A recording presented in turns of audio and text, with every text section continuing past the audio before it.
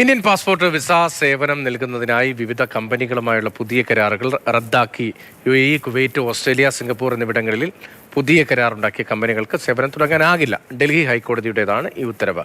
സുരേഷ് വെള്ളിമറ്റുണ്ട്. സുരേഷ്, ഏത് സാഹചര്യത്തിലാണ് ഇങ്ങനൊരു ഉത്തരവ് വരുന്നത്?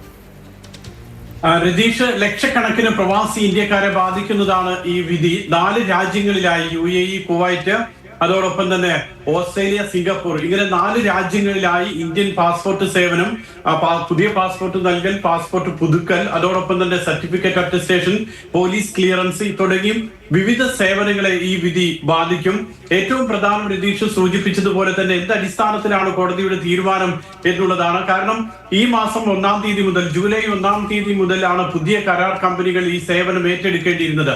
UAE-യിലാണെങ്കിലും കരാർ നൽകിയിരുന്നത് മലയാളികളുടെ നേതൃത്വത്തിലുള്ള അൽ ഹിന്ദ് ടൂർസ് ആൻഡ് ട്രാവൽസിനായിരുന്നു. കുവൈറ്റിൽ ഡു ഡിജിറ്റലിനായിരുന്നു. അങ്ങനെ പല രാജ്യങ്ങളിലും പല കമ്പനികൾക്ക് കരാർ നൽകിയിരുന്നു. എന്നാൽ ഇതിനെതിരെ നിലവിൽ സേവനം നൽകിയിരുന്ന കമ്പനികൾ കോടതിയെ സമീപിക്കുകയായിരുന്നു. BLS, അതോടൊപ്പം തന്നെ ഇട്രാവ് ടെക് എന്ന് പറയുന്ന കമ്പനിയും വെരാസിസ് എന്ന് പറയുന്ന കമ്പനിയും, 3 കമ്പനികളൊക്കെ ചേർന്ന് കോടതിയെ സമീപിക്കുകയായിരുന്നു, ഡൽഹി ഹൈക്കോടതിയെ. ഇവരുടെ പ്രധാനപ്പെട്ട ആരോപണം കരാർ നടപടികൾ സുതാര്യമായിരുന്നില്ല, സാങ്കേതിക പിഴവുകളുണ്ട്, കുവൈറ്റിലാണെങ്കിൽ പുതിയ ഏജൻസി അമിതമായിട്ടുള്ള നിരക്ക് ഈടാക്കുന്നു. ഇങ്ങനെ പല കാരണങ്ങൾ പറഞ്ഞുകൊണ്ടാണ് ഇവർ കോടതിയെ സമീപിച്ചത്.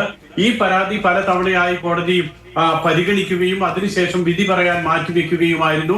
അക്കാര്യത്തിലാണ് ഇന്നിപ്പോൾ ഡൽഹി ഹൈക്കോടതിയുടെ വിധി ഉണ്ടായിട്ടുള്ളത്.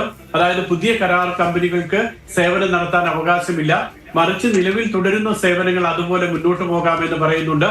അതിന്റെ അർത്ഥം BLS-ന് പല രാജ്യങ്ങളിലും സേവനം പുനരാരംഭിച്ച് ഇനി ഒരു ഉത്തരവുണ്ടായി അടുത്ത നടപടികളിലേക്ക് പോകുന്നത് വരെ അവർക്ക് സേവനം തുടരാൻ കഴിയുമെന്ന് പറയുന്നുണ്ട്. 1 മാസത്തിന്റെ ഉള്ളിൽ അടുത്ത കരാർ വിളിക്കുകയും നടപടിക്രമങ്ങൾ പൂർത്തിയാക്കുകയും വേണമെന്നാണ് കോടതിയുടെ നിർദ്ദേശം. ശരി, സുരേഷ് വെള്ളിമറ്റുമാണ് വരുന്നത്. ഉത്തരവ്